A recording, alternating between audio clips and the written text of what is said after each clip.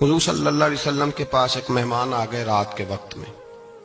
جب وہ آئے تو حضور نے پوچھا کھانا کھانا ہے؟ تم نے کہا کھانا ہے. جھوٹ اور بھوک کو جمع کرنا منع ہے.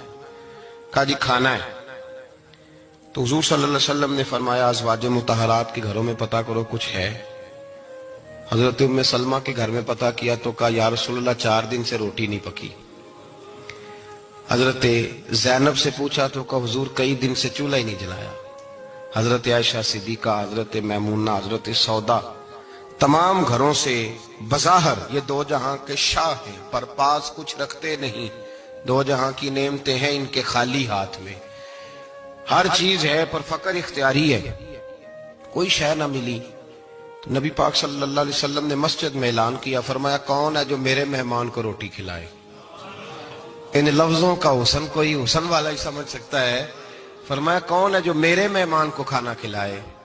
تو ایک صحابی لے گئے اور اٹھے وہ صحابی جو صحابہ میں غریب تھے، ایک انصاری جو غریب آدمی تھے.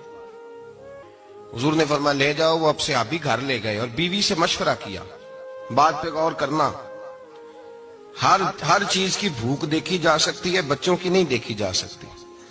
وہ انصاری حضور کے مہمان کو گھر لے گئے، جا کے بیوی سے مشورہ کیا. کہا بھلی مانس گھر میں کچھ ہے؟ تو اس نے کہا تھوڑا سا بچوں کے لیے کھانا رکھا ہے. بچوں کے لیے. بچے تو بزدل کر دیتے ہیں، بچے تو آدمی کو بزدل کر دیتے ہیں، بچے تو مار دیتے ہیں، کلیجہ پھٹ جاتا ہے بچہ بھوکا ہو تو، نیند نہیں آتی.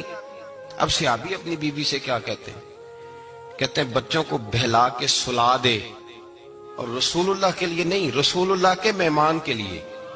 بھئی نبی پاک کے لیے نہیں، حضور کے.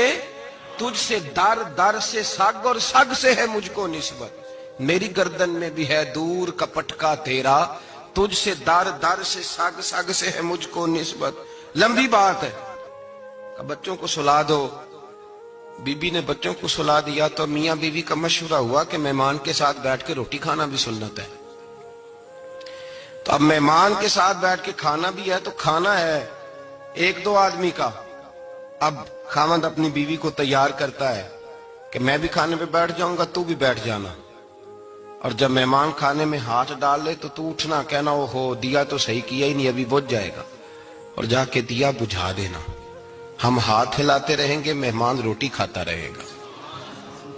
اور یار اس درد کو، اس کیف کو سمجھو. گھر میں بچے بھی بھوکے، بچوں کی ماں بھی بھوکی، بچوں کا باپ بھی بھوکا. دسترخوان پہ روٹی لگ گئی، روٹیاں چون ڈالی. بی بی اٹھی کہنے لگی او ہو چراغ تو صحیح کیا ہی نہیں، یہ تو بجھ جائے گا. حوصلے مند بی بی جس نے بچے بھوکے سلا دیے. وہ بھوکے سوئے ہوئے بچوں کی بھوکی اماں اٹھی اور اپنے خاوند کی تابع داری میں اٹھی. میں گڈی تے ہتھ ڈور سجن دے، وہ جنج رکھے اونج رہنا ہے. اٹھی اور اس نے نہ دیا ٹھیک کرنے کے بہانے بجھا دیا. مہمان روٹی کھاتا رہا اور رسول اللہ کے نوکر قربانی دیتے رہے. وہ روٹی کھا کے سیر ہو کے بستر بچھایا تو سو گیا. یہ میاں بیوی ساری رات بچوں کی طرف دیکھتے رہے اور غور کرتے رہے اور راضی رہے کہ ہم نے حضور کا فریضہ نبھایا ہے. قربان جاؤں محبوب پہ، بے خبر ہو جو غلاموں سے وہ آقا کیا ہے. وہ صحابہ وہ اگر قربانیاں دیتے تھے تو جو اعزاز ملتا تھا وہ بھی بڑا شان والا ہے. صحابی کہتے ہیں میں فجر کی نماز پڑھنے مسجد آیا، پہلا قدم رکھا تو میرے کریم بولے. حضور نے فرمایا رات جو تو نے اور تیری بیوی نے عمل کیا ہے خدا کو بھی بڑا پسند آیا ہے، محمد مصطفیٰ کو بھی بڑا پسند.